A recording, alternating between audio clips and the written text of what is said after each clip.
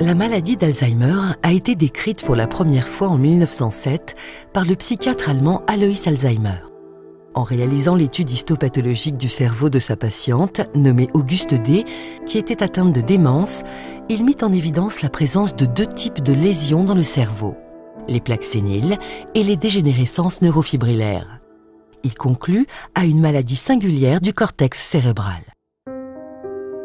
100 ans après, grâce aux techniques scientifiques actuelles, la recherche a fait un bond dans la compréhension de la maladie. Nous savons que le cerveau est constitué de neurones et qu'ils sont connectés entre eux pour former un vaste réseau. Ces connexions, appelées synapses, permettent de faire passer l'information d'un neurone à un autre. Dans la maladie d'Alzheimer, 10 à 15 ans avant l'apparition des premiers symptômes, deux lésions principales se forment dans le cerveau. Les plaques séniles, constituées de la protéine bêta-amyloïde, et les dégénérescences neurofibrillaires, constituées de la protéine tau.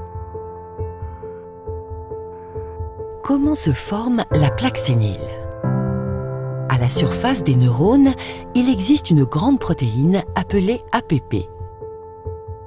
Dans les conditions normales, l'APP est coupée à la surface des neurones et elle libère une protéine appelée bêta-amyloïde. Cette protéine bêta-amyloïde se dégrade ensuite dans l'organisme. Dans la maladie d'Alzheimer, il existe un déséquilibre.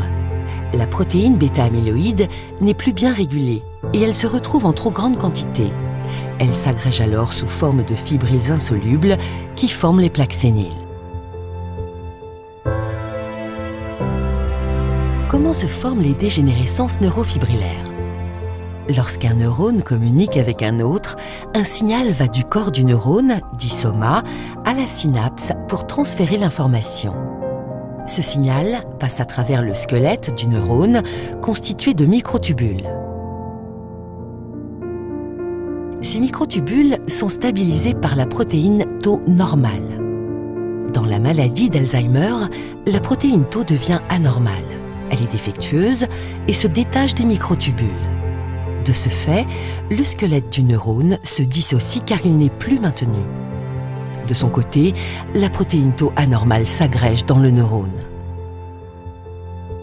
Sans squelette, les neurones dégénèrent et les connexions entre les neurones se perdent. La protéine tau anormale qui s'agrège dans le neurone forme des filaments.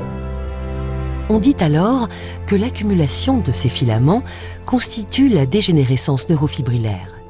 Elle provoque à terme la mort du neurone. Comment se propagent ces deux lésions dans le cerveau? Les dégénérescences neurofibrillaires et les plaques séniles ne suivent pas le même chemin dans le cerveau au cours du temps. Les dégénérescences neurofibrillaires se développent d'abord dans la région appelée l'hippocampe, essentielle à la mémoire et à l'apprentissage. Elles se propagent ensuite par un mouvement centrifuge à l'ensemble du cerveau. On observe alors une atrophie du cerveau, ce qui provoque un dysfonctionnement global. La progression de ces lésions correspond aux symptômes de la maladie qui débutent par les troubles de la mémoire, puis des troubles du langage, de reconnaissance et l'incapacité à exécuter des gestes.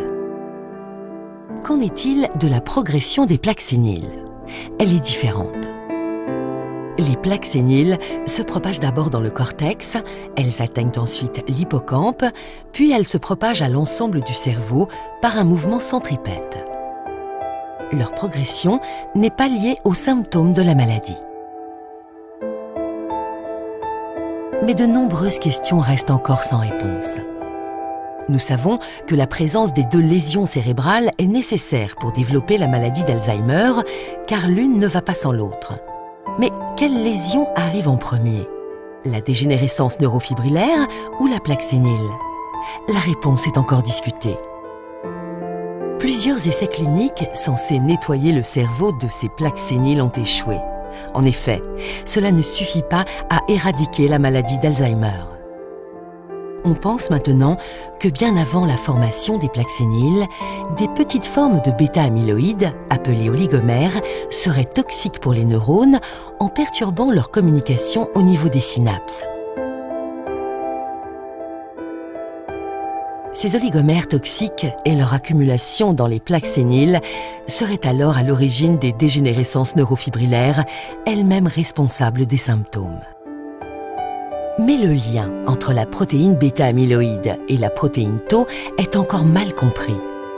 Quel est le déroulement exact des mécanismes moléculaires qui amènent au développement de la démence? Quel est le rôle de la génétique et des facteurs de risques environnementaux dans la survenue de la maladie?